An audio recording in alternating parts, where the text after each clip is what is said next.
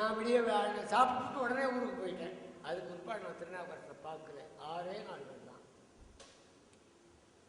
நான் கொஞ்சம் கல் நெஞ்சம் உள்ளவன். பெரியார் நீர் போகிற பொழுது நான் பக்கத்தில் தான் நிற்கிறேன். 1 அடி தூரம் நிற்கிறேன் வலது பக்கத்தில். அப்போது எனக்கு அழுவ வரல. நான் அழுவுறதில்லை பொதுவாக. திருச்சிக்காரங்க தான் அவர் நீர் போகும்பொழுது பக்கத்தில் இருந்தோம். இன்னும் 2 மதுரை தோழர்கள் அவருடைய உதவியாளர்கள் இருந்தாங்க. அப்போ கூட எனக்கு அழுவ வரல. அங்கே வந்த பெங்களூர் தோழியர் விசாலாட்சிங்கிறவங்க தலையில் அடிச்சுக்கிட்டு வந்து என்ன கட்டி பிடிச்சிக்கிட்டு எழுதாங்க. அப்புறம் தான் நான் கும்பிட்டு எழுதேன். அதுக்கு காரணம் சாவு என்பது இயல்பா வருது. ஆனால் இது இயல்புக்கு மாறான சாவு. அதை தவிர்க்கிறதுக்கு வாய்ப்பு இருக்கு, தவிர்க்கல.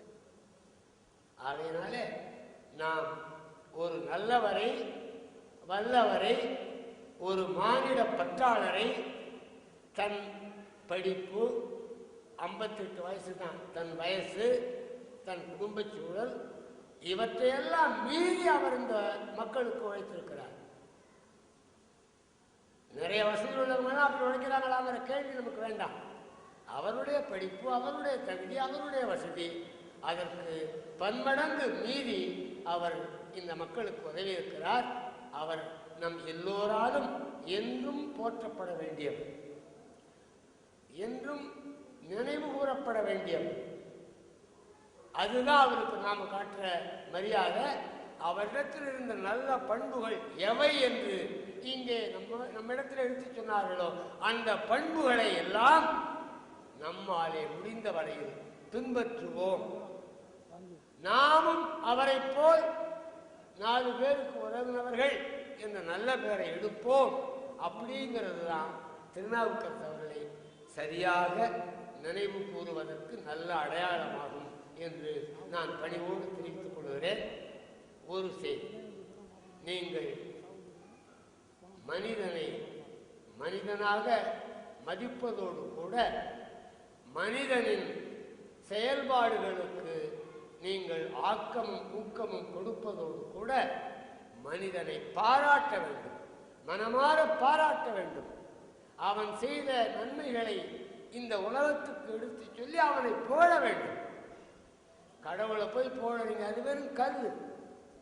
நீங்க சோறு வச்சு படைக்கிறீங்க, அது திங்கிறதில்லை. தேங்காய் பழம் கொடுக்குறீங்க, திங்கிறதில்லை. கண்ணாலம் பண்ணி வைக்கிறீங்க, குழந்தை பெக்கிறதில்லை. அது வெறும் கல்லுன்னு எல்லாருக்கும் தெரியும், படைக்கிறவனுக்கும் தெரியும்.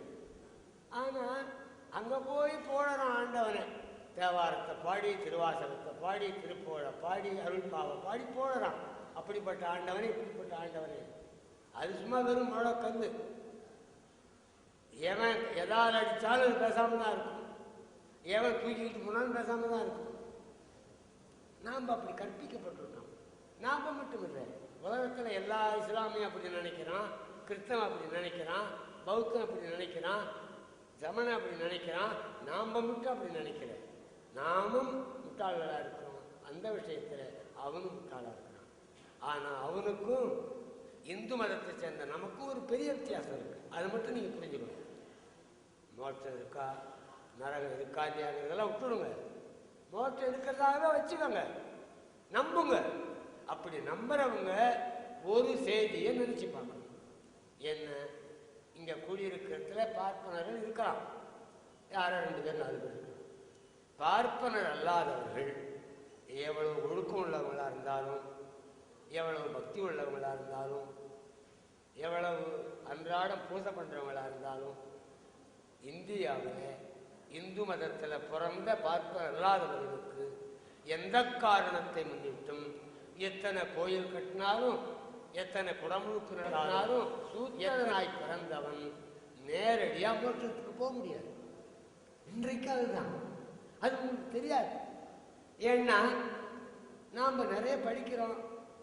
எது படித்தாலும் அந்த படிப்பு என்கிற காட்டு மிராண்டி படிப்பில் அதெல்லாம் இல்லை. நாம் படிக்கிற படிப்பு ஒரு காட்டு மிராண்டி படிப்பு. வயத்துக்கு சோறு சம்பாதிக்கிறதுக்கு மட்டும் அந்த படிப்பு நமக்கு பயன்படும். அறிவை வளர்த்துக்கிறதுக்கு பயன்படாது, நம்மளை நாம் புரிஞ்சுக்கிறதுக்கு பயன்படாது. திரும்பவும் சொல்கிறேன், ஒரு இஸ்லாமியன் நம்புகிறான், கிறிஸ்தவன் நம்புகிறான். அவன் இப்படி எழுதி வைக்கல. பாப்பார கிறிஸ்தவன் இருக்கிறான், பர கிறிஸ்தவன் இருக்கிறான், படையாச்சி கிறிஸ்தவன் இருக்கிறான், வெள்ளாள கிறிஸ்தவன் இருக்கிறான். அவன் பாப்பார கிறிஸ்தவன் தான் மோட்சத்துக்கு போகலாம், பர கிறிஸ்தவன் போக முடியாதுன்னு எழுதி வைக்கலையா? மோட்சம் இருக்குன்னு நம்புறான். பிதா கிட்ட போகலாம், கிறிஸ்து பிதா கிட்ட போகலான்னு நம்புறான். அதை போல அல்லாஹ்வை நம்புற இஸ்லாமியன் நான் ஷியா போகலாம், சன்னி போகலாம் அப்படின்லாம் சொல்லலை. எல்லா இஸ்லாமியனும் அல்லாஹ்வை நம்புனா போகலான்னு தான் அவன் சொல்றான். அதில் தாரதமியம் கிடையாது, உயர்வு தாழ்வு கிடையாது. இந்த பாழாய் போன இந்து மதத்தில் தான் குறைஞ்சது 2000 ஆண்டா சூத்திரனாய் பிறந்தவன் என்ன ஒழுக்கமுள்ளவனா இருந்தாலும் மதபக்தர்களாக இருந்தாலும் சர்வ நிச்சயமா மோட்சத்துக்கு போக முடியாது. அப்ப என்ன பண்ணு, நான் மோட்சத்துக்கு போகலாம். இப்ப நான் மோட்சத்துக்கு போகணும், ஆணை விட்டு மோட்சத்துக்கு போகணும். நான் என்ன பண்ணு, நான் மோட்சத்துக்கு போகலாம். நான் ஒரு பாப்பாவுக்கு ஒரு சூத்திரச்சி வயசுல 7 தடவை பிறக்கணும். 7 தடவை 7 தடவை பிறந்தா டிஸ்டில் ஆகிறேன், நான் புடம் போட்டு எடுக்கப்படுறேன். ஏதா பிராமணனா அப்பதான் மாறுறேன். அது பாப்பானுக்கே பிறக்கணும். பாப்பான் இல்லாத ஆம்பளைக்கு பிறக்கக்கூடாது. பாப்பார ஆம்பளைக்கு பிறக்கணும், கீழ்ஜாதி பொம்பளைக்கு பிறக்கணும். அப்படி 7 தடவை பிறக்கணும். 7வது தடவை நான் பாப்பா நான் மாறிடுறேன். அந்த பாப்பா நான் மாறி அப்புறம் கடவுளா கும்பிட்டாதான் மோட்சத்துக்கு போகணும். அதுதான் சாஸ்திரம். உங்களுக்கு தெரியாது. நீங்க MA படிச்சிருக்கலாம், PhD படிச்சிருக்கலாம். அது உங்க பேர்ல தப்பு இல்லை. உங்களுக்கு படிப்பை சொல்லிக் கொடுத்த இந்த மடத்தனமான அரசாங்கம் இருக்க, அது பேர் தப்பு. இந்த மடத்தனமான அரசாங்கத்தை ஒழிக்கணும், இந்த படிப்பை ஒழிக்கணும். அதனால உங்களுக்கு தெரியாம இருக்குது. இப்ப நாங்கள் அதை நல்லா புரிஞ்சுக்கிட்டோம். மோட்சமும் இல்லை, நரகமும் இல்லை. நம்மால ஆனதை இந்த சமூகத்தை செய்யணும்னு நினைக்கணும். அப்போ நீங்க நல்லா நினைக்கணும். இப்ப திருநாவுக்கரசு அவர்கள் மோட்சத்துக்கு போவார். அது என்ன பேரின்ப உலகம்னு சொன்னாலும் சரி, அது நல்ல தமிழில் சொன்னாலும் சரி, மேலுலகம்னு சொன்னாலும் சரி, எதை சொன்னாலும் சரி, அப்படி ஒரு உலகம் இல்லை. அப்படி இருப்பதாக நம்புகிறவர்கள் தயவு செய்து நினைக்கணும், நாம் அதெல்லாம் கையை விட்டுணும். அது பார்ப்பான் வயத்து பிழைப்புக்கு பிரீஸ்ட் கிராஃப்ட்னு அதுக்கு பேர், புரோகித தொழில்.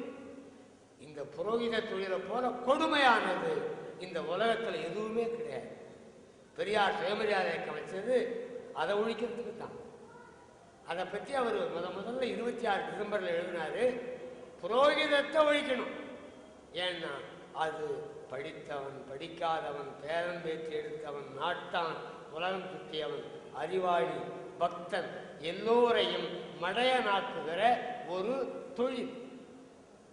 அது நம்ம மண்டையில, வாழ்வுல, நாளத்துல, உணர்வுல ஏற்றப்பட்டு. அதை நீங்க தெரிஞ்சுக்கங்க. இந்த திருநாவுக்கரசு அவர்களுக்கு ஒரு நினைவு ஏதாவது செய்யணும்னு தோழர் அரிமா பாண்டியன் நீங்க அறிவித்தார். அதை நீங்களே கூடி முடிவு பண்ணுங்க. சிலைகளை வச்சு விடாதீங்க. இப்போ நாங்கள் தான் பெரியாருக்கு நான் தான் முதல்ல சிலை வைக்கணும்னு சொன்ன மனுஷனே நான் தான். நான் உயிரோடு இருக்கிறேன். சிலை வைக்கணும்னா அனுமதி கொடுக்கணும்னு பெரியார்கிட்ட கேட்குறேன். அவர் அமைதியா, ஏப்பா நாம் சிலையை உடைக்கிறவங்க, நீ இப்போ சிலை வைக்க போற, ஏன் சிலையை ஒருத்தன் உடைப்பான்ல, உடைக்கிறதுக்காக சிலை வைக்கிறப்போ அப்படின்னாரு. எனக்கு அப்போ புத்தி பத்தில். நாங்கள் ரொம்ப பக்தன், பெரியார்கிட்ட பக்தி இருக்குன்னு காட்டிக்கணும்னா அவருக்கு சிலை வைக்கணும் பிடிவாதமாக இருந்தேன். நான் தான் முதல்ல சிலை வச்சேன். சிலையை திறக்கிறன்னைக்கு சொன்னார் 16/9/17/67 சிலையை திறந்தார். காமராஜர் திறந்தார். காமராஜ் தான் திறக்கணும், அண்ணாதுரை முதலமைச்சர். ஆனால் அண்ணாதுரை திறக்கணும்னு அவர் ஆசைப்படல, காமராஜ் தான் திறக்கணும்னு சொல்லியிருக்கார். அப்போ காலையில் அண்ணாதுரையை கூப்பிட்டோம். அவர் வந்து பேசிட்டு போயிட்டாரு. மாலையில் காமராஜ் வந்தார். அவர் தான் சிலை திறந்தார். அந்த சிலை திறப்புலையும் பேசினார். நான் சொன்னேன், கேட்கல, அவங்க ஆசையை தீர்த்துக்கிறதுக்கு அந்த சிலை வைக்கிறாங்க அப்படின்னு. இது நெசம். நான் இதெல்லாம் நான் எழுதுறேன். எம்மா எழுதுவேன் பின்னாரு. அப்புறம் சிலைக்கு மாலை போடுறதையும் நான் விட்டுட்டேன். இப்போ எல்லாரும் போடுறாங்க. ஏன் விட்டுட்டேன்? பெரியார் சொன்னதை நான் நேராக பார்த்துட்டேன். 72